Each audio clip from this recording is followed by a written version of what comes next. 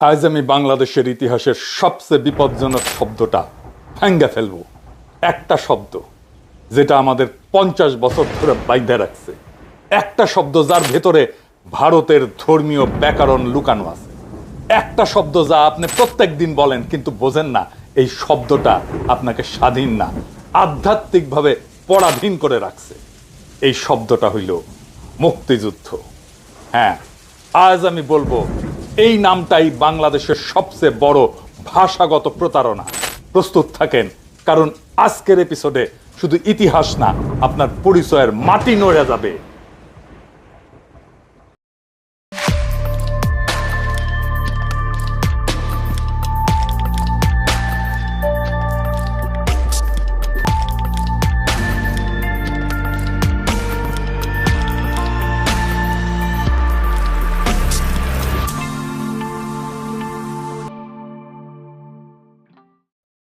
আপনারা দেখেছেন আমার আর ইলিয়াসের কুশপুত্তলিকা জ্বালানো হয়েছে ঢাকা বিশ্ববিদ্যালয়ে। আমি কালে মাইন্ড করেছি, খুবই মাইন্ড করেছি। এই জন্য না যে ওরা আমার কুশপুত্তলিকা জ্বালাইছে, মাইন্ড করেছি যে বেশি লোক হয় নাই। আর অন্য বিশ্ববিদ্যালয়গুলো কি ঘুমাইছে? ওরা কুশপুত্তলিকা দাহ করতে পারলো না, ওরা এই কাম করলো না কে? আচ্ছা ঠিক আছে, আজকে যে পুচ্ছে আগুন লাগানো এপিসোড করব, এইবার কলে 64 জেলায় অন্তত 64টা কুশপুত্তলিকা জ্বালাইতে হবে আমার। পুচ্ছে আগুন লেগে দেব বাকশালী ইন্ডিয়া আর বাঙ্গু সুশীল আর ইন্ডিয়ার নব্য লেসপেন্সার বিএনপির কিনিয়া মুক্তিযুদ্ধ নিয়ে, যেটা আগেই কইছি। আপনারা জানেন আমি এইটারে মুক্তিযুদ্ধ বলি না। এইটারে মুক্তিযুদ্ধ কেন বলা উচিত না সেটা নিয়ে আজকের আলাপ। এই আজকের এপিসোডে আমরা দেখাইব যে মুক্তিযুদ্ধ শব্দ দিয়া আমাদের পুরা জাতিকে 50 বছর ধরে মানসিকভাবে বাইন্ধে রাখা হয়েছে। মুক্তিযুদ্ধ মানে স্বাধীনতা না, মুক্তি না, মুক্তিযুদ্ধ মানে দাসত্ব। কেমনে আসেন এইবার দেখি। আমি আগেই বলেছি বঙ্গবন্ধু নামটা ছিল ভারতের তৈরি একটা সফট পাওয়ার টুল, যা দিয়া বাংলাদেশের মন রাজনীতি নিয়ন্ত্রণ করা হয়েছে। গত এপিসোডে এটা দেখেছেন। আজকে আমরা আওয়ামী বয়ানের পেঁয়াজের আর একটা স্তর সুলবো আর চোখ দিয়া পানি পড়বে বাকশালী আর ভারত দুই জায়গাতেই। একটা প্রশ্ন দিয়া শুরু করি। দুনিয়ায় অনেক দেশ স্বাধীন হয়েছে, তাদের স্বাধীনতার জন্য লড়াই করছে, যুদ্ধ করছে। কোথাও কি তারা তাকে মুক্তিযুদ্ধ বলছে? আমেরিকা বলছে, আলজেরিয়া বলছে, ভিয়েতনাম বলছে, ইন্দোনেশিয়া বলছে, কিউবা বলছে, আয়ারল্যান্ড বলছে। একটাও দেশ তাদের স্বাধীনতার যুদ্ধকে মুক্তির যুদ্ধ বলেনি। কোথাও না, ইতিহাসে নাই, রাষ্ট্রতত্ত্বে নাই, রাজনীতিতে নাই। কারণ তারা জানে রাষ্ট্রের স্বাধীনতা একটা রাজনৈতিক ঘটনা, আর মুক্তি এটা আধ্যাত্মিক ঘটনা। দুইটা শব্দ কখনোই এক হয় না। লিবারেশন ওয়ার বলা হয়েছে, কিন্তু লিবারেশন হইতেছে রাজনৈতিক শব্দ, আধ্যাত্মিক শব্দ না। মুক্তি একটা আধ্যাত্মিক শব্দ। তাহলে কেন মুক্তিযুদ্ধ এই আধ্যাত্মিক শব্দ দিয়া আমাদের স্বাধীনতার যুদ্ধকে সংজ্ঞায়িত করা হইল? কেন? খ্রিস্ট ধর্মে মুক্তিরে বলে স্যালভেশন, লিবারেশন না। হিন্দু ধর্মে এটারই বলে মুক্তি বা মোক্ষ, ইসলামে বলে নাজাত। আমরা পরে দেখব কেন স্বাধীনতার সংগ্রাম আর যুদ্ধকে মুক্তিযুদ্ধই বলা হইল। আগে দেখি মুক্তি শব্দটা আসলে কি। মুক্তি শব্দটা আসে সংস্কৃত মুচ ধাতু থেকে, অর্থাৎ বন্ধন মুক্ত হওয়া, জন্ম মৃত্যুর চক্র ভাঙা, মোক্ষ লাভ করা। এটা আত্মার পরম অবস্থা। হিন্দু ধর্মে মুক্তি মানে মোক্ষ, বৌদ্ধ ধর্মে মুক্তি মানে নির্বাণ, জৈন ধর্মে মুক্তি মানে কর্মবন্ধন ছিন্নকরণ। এগুলো কি রাষ্ট্রের স্বাধীনতা? না, এগুলো আত্মার যাত্রা, ধর্মের পরিত্রাণ।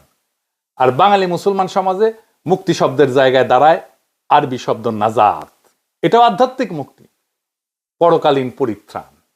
অর্থাৎ মুক্তি শব্দের দুই পাশেই ধর্মতত্ত্ব, এক পাশে মোক্ষ আর এক পাশে নাজাত। তাইলে মুক্তিযুদ্ধ শব্দটা আমাদের মাথায় কেমনে ঢুকলো, কে ঢুকাইলো, কেন ঢুকাইলো?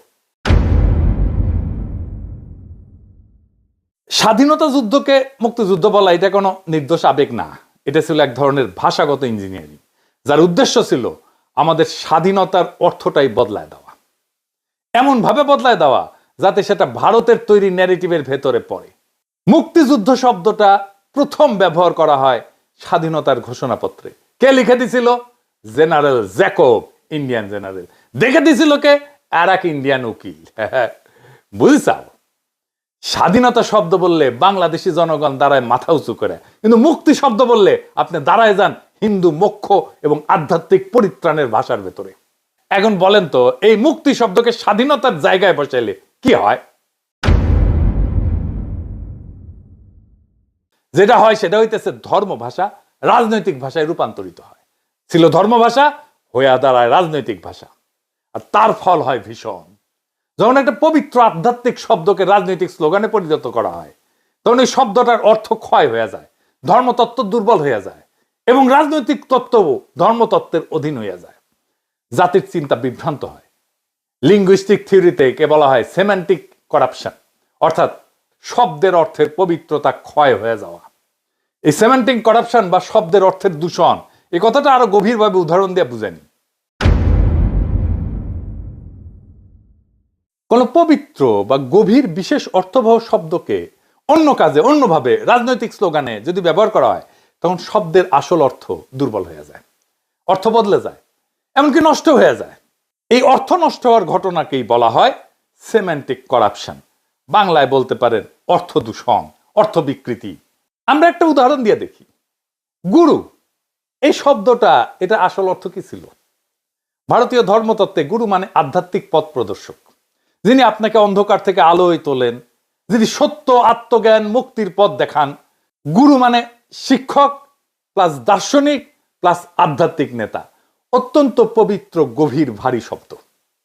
এখন গুরু শব্দ কাকে বলা হয়? এই শব্দটা ইংরেজি ভাষার ঢুকিছে। তাই আজকের পৃথিবীতে আমরা দেখি ফিটনেস গুরু, মার্কেটিং গুরু। আমি নিজে মুরব্বী শব্দটা বুঝাইতে গুরুজন শব্দটা ইউজ করি। গুরুজন অনেক ক্ষেত্রে ইউজ করছি। অনেকে গুরুজনকে গুরু বলে ধরে নিছে। গুরু আর গুরুজন দুটো আলাদা শব্দ। তাইলে বলেন, এই যে ফিটনেস গুরু আর মার্কেটিং গুরু, এগুলো কি সত্যিকারের গুরু? না, এরা শুধু কোন একটা কাজ ভালো জানে। কিন্তু শব্দটা এতই সস্তা হয়ে গেছে, আজকাল যারই সামান্য দক্ষতা আছে তাকে গুরু বলা হয়।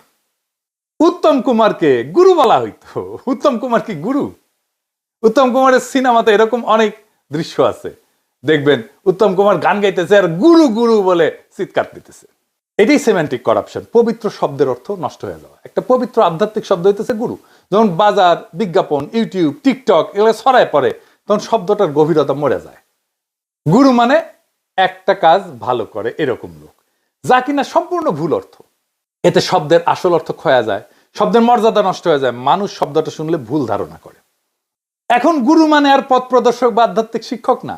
গুরু মানে এখন যে কেউ যার যা কিছু ভালো জানে, সেই একটা গুরু। আসল অর্থ গায়েব। ঠিক একই ঘটনা মুক্তি শব্দের ক্ষেত্রে ঘটছে, তবে উল্টা ভাবে। কিভাবে? সমস্যাটা আসলে কোথায় দেখেন। মুক্তি এই শব্দটা সাধারণ শব্দ না। এই শব্দটা ভারতীয় ধর্ম দর্শনের সবচেয়ে পবিত্র, সবচেয়ে স্পর্শকাতর টার্ম। সবচেয়ে রিলিজিয়াস ফুলফিলমেন্ট হয় মুক্তির মধ্যে দিয়া। মুক্তি মানে কি? মুক্তি মানে মোক্ষ, নির্বাণ, পরম পরিত্রাণ, আত্মার শেষ গন্তব্য। এখন প্রশ্ন হইল, একটা রাজনৈতিক যুদ্ধকে কেন হঠাৎ এই আধ্যাত্মিক শব্দ দিয়ে ডাকতে হবে? কেন? কারণ এটা কোনো কাকতাল না, এটা চালাকি।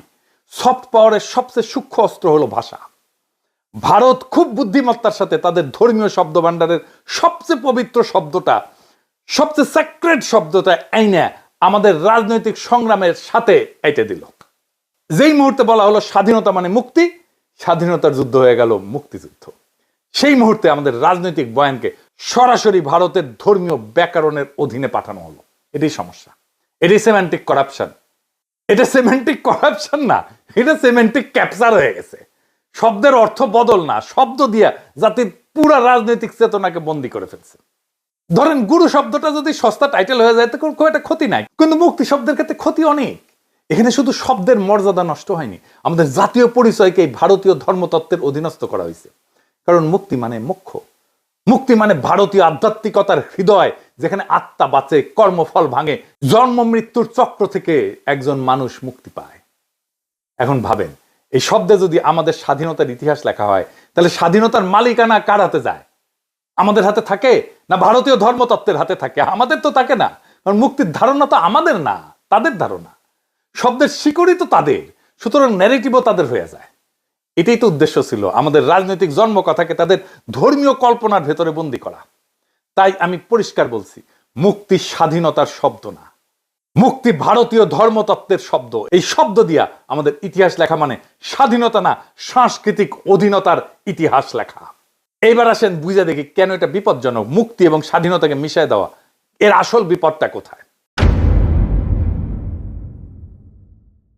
আগেই বলছি যে মুক্তি তো কোনো রাজনৈতিক শব্দ না, এটা মোক্ষ, নাজাদ, নির্বাণ, আধ্যাত্মিক পরিত্রাণ বোঝায়, একটা পূর্ণ ধর্মীয় ধারণা।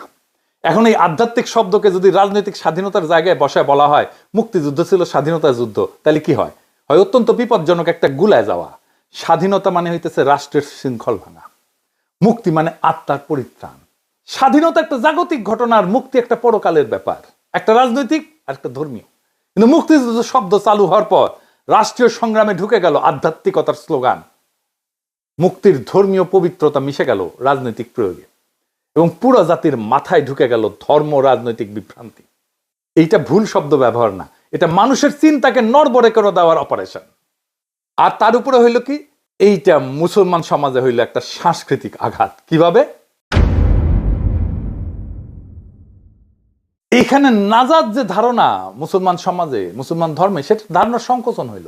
বাংলাদেশের সাধারণ মানুষের কাছে মুক্তি মানে নাজাত, তো নাজাতি হওয়ার কথা, আল্লাহর রহমতে পরকালীন পরিত্রাণ। এখন রাষ্ট্রীয় স্বাধীনতাকেও বলা যদি হয় মুক্তি, তাহলে ধর্মীয় মুক্তির জায়গায় রাজনৈতিক মুক্তি বসে যায় না? বলেন, তাহলে সে মুক্তি বলতে কোনটা বুঝবে? নাজাত বুঝবে না মুক্তিযুদ্ধ বুঝবে? নাজাত মানে তো আধ্যাত্মিক পরিত্রাণ, আর মুক্তিযুদ্ধ হইতেছে রাজনৈতিক মুক্তি। দুইটা আলাদা ধারণা এক হয়ে গেল। এটা ইসলামী বিশ্বাসের কেন্দ্রবিন্দুতে একটা সাংস্কৃতিক আঘাত। কারণ নাজাত আসে আল্লাহর রহমতে, মোক্ষ আসে সাধনায়, স্বাধীনতা আসে সংগ্রামে। এই তিন পথ তিন জগতের, এটা একসাথে মেলান না। কিন্তু আমাদের বলা হইল এই তিনটা একই শব্দে বোঝানো যায়, যে এক ধরনের ধর্ম, মনস্তত্ত্ব এবং রাজনৈতিক ককটেল। এটাই বিপদ। তাই মুক্তি শব্দটা ভারতের জন্য বাংলাদেশের ভেতরে তার ধর্মতাত্ত্বিক দরজাটা খুলে দেয়। সেই জন্যই ভারতের হেজিমনি, ভারতের কর্তৃত্ব, ভারতের আগ্রাসন, ভারতের দাদাগিরি, এটাকে আমরা ঠেকাইতে পারতেছি না। কারণ এমন জায়গায় ঢুকে গেছে, সেই জায়গাটা আমাদের মনের ভেতরে ঢুকে গেছে।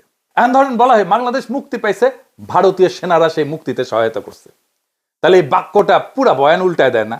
এখন ভারত মুক্তির মধ্যস্থতাকারী কে হইল? ভারত।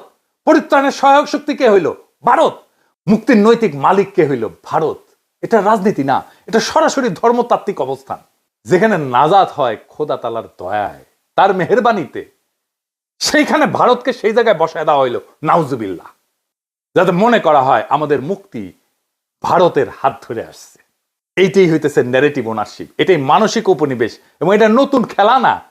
এর আগে এপিসোডেও দেখাইছি বঙ্গবন্ধু ছিল ভারতের তৈরি সফট পাওয়ারের ব্র্যান্ড। আজ দেখছেন মুক্তিযুদ্ধ শব্দটা সেই একই প্রকল্পের অন্য হাতল। এক হাতে নেতৃত্বের গল্প দখল, আর এক হাতে স্বাধীনতার গল্প দখল। একই নকশা, একই কৌশল, একই স্ক্রিপ্ট রাইটার। আর একটা মজার জিনিস আছে, আসেন সেটা আবার বুঝে দেখি। আমাদের কি শেখানো হইল?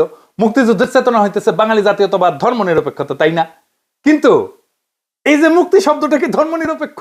তা তো না, এটা তো ধর্মীয় শব্দ, মোক্ষ, নির্বাণ, নাজাতের শব্দ, শতভাগ ধর্মীয় শব্দ। এবং এটা শিকড় ভারতীয় হিন্দু সভ্যতার ভিতরে, এটা শিকড়, এটা শিকড় ভারতীয় ধর্ম বিশ্বে। অর্থাৎ আমাদের বলা হলো ধর্ম নিরপেক্ষতা, কিন্তু সেই ধর্ম নিরপেক্ষতা দাঁড় করানো হইল হিন্দু ধর্মীয় শব্দ ভান্ডারের মধ্যে। তার মানে এই যে ধর্ম নিরপেক্ষতার দাবি, এটা ভারতীয় সভ্যতার আধ্যাত্মিক ভাষা, একটা ককটেল, যেখানে ধর্ম নিরপেক্ষতা দাঁড়ায় আছে ধর্ম সভ্যতার উপরে। ফল, আপনি ভাবতেছেন আপনি ধর্ম নিরপেক্ষ, কিন্তু আসলে দাঁড়ায় আছেন ভারতীয় ধর্ম সভ্যতার ব্যাকরণে। এটাই ভাষাগত ফাঁদ, এটাই কালচারাল ইনফিল্ট্রেশন। এই জন্যেই আমাদের জাতীয় পরিচয়, আইডেন্টিটি, এটা ভারতীয় ধর্মকল্পনায় বন্দী হয়ে আছে। এর মধ্যে থেকে বাইর হইতে পারতেছি না আমরা কোনোভাবে।